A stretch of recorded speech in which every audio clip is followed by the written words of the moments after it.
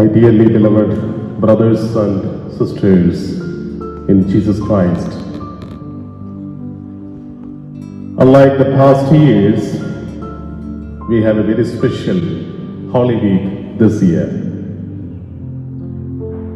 One of the most attractive Facebook or WhatsApp sharing that I found during this Corona pandemic spreading is that our churches are closed, but our family churches are opened.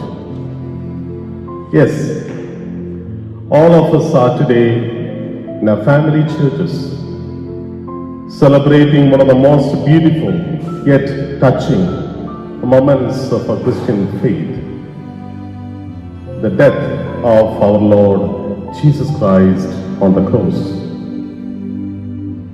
When we look around in this situation of the world around, not only just one country, one community that is suffering, people across the globe, no matter white or black, all are suffering, all are infected and affected by this pandemic. And at times the question can arise in our hearts and minds, where is God in these situations? Where can we find God in all these? Is God hiding? Is God not protecting His people? Let us reflect on this day as one of the most touching moments of our faith, as I said, where our Lord gave His body and blood for our salvation. Millions of people every year go for the Holy Land pilgrimage. I have not been there, but I have heard many people sharing their experiences of how touching, how moving, and how inspiring their experience of being in the Holy Land. And one of the most attractive or divine place that all these people go is the Church of Holy Sepulchre, where historians and archaeologists confirm that the exact place of the crucifixion took place. And it is a little tiny spot that called marble, where people have to bend on their knees, extend their hands to touch on a few-inch hole on the ground. All the people who go there bend on their knees and stretch in their palms. They touch this little place where the world believes, all of us believe, that the crucifixion took place, where the cross was erected. It is such a moving and touching experience for a lot of people and for all those who go there. And it is where one meets the Calvary. One meets a historical moment where the Lord was crucified. And what happens next? In order to see the one crucified and touch where He was crucified, we all bent on our knees and touched where He was crucified. But we need to move on. We need to get up. And the only one way is to move on is to get up, rise up, and follow in our life. When we bend on our knees in these times of sufferings, we need to believe that we need to move on with hope in the risen Lord. The moments of sufferings are there in everyone's life. And hearing these stories of suffering around the globe, Calvary is not in one place. Calvary is everywhere now. Everywhere we see people suffering. Everywhere the suffering of the humanity takes place. I've been hearing the stories when I talk to my friends in United States and Canada, where I used to be working, where these nurses from India, helpless, at times very disappointed and distressed, yet are on mandatory call to work in their hospitals. They say just in front of them people die. They have become helpless.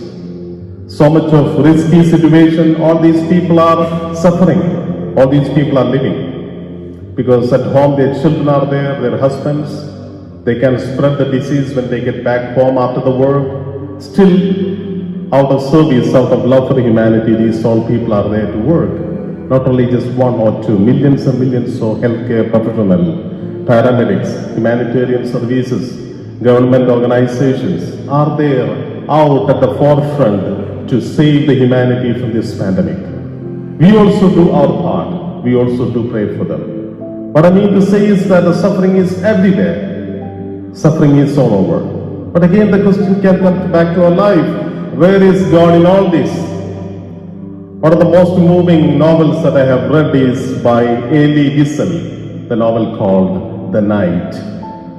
It is about the poor suffering of the tragic situations of the Nazi concentration camp, where millions of people were, gas chambered and killed. And on one particular night, there were a few people who were supposed to be moved and killed in the gallows. There was one little boy, and the others were elderly ones. And what was the crime this little boy committed? Out of his fear and out of his agony, he cried aloud, and that was not permissible in the Nazi concentration camp. And he was caught, and he was also added to be put to death with the other fellow prisoners.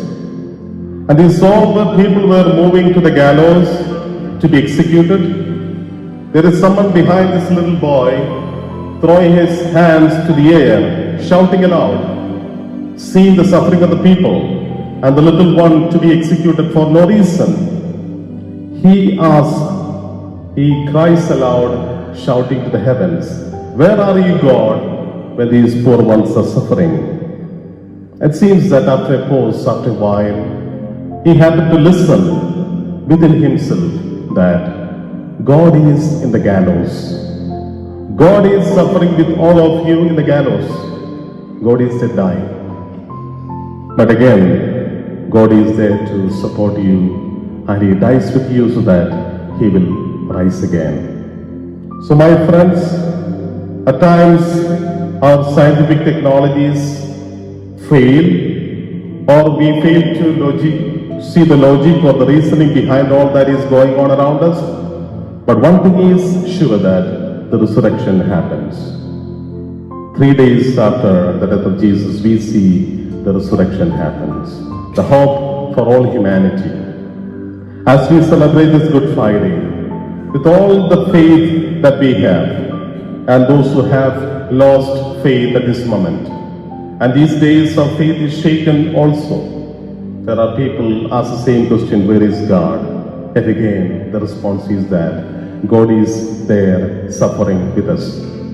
And God is there with us to help us, to make us stand strong, and He will rise again. As we go home, as we stay home, in all these situations of lockdown situations, may the good Lord strengthen all of us to continue our mission that the Lord gave us on the cross, to go to the world and preach the good news, and to love everyone, to forgive everyone.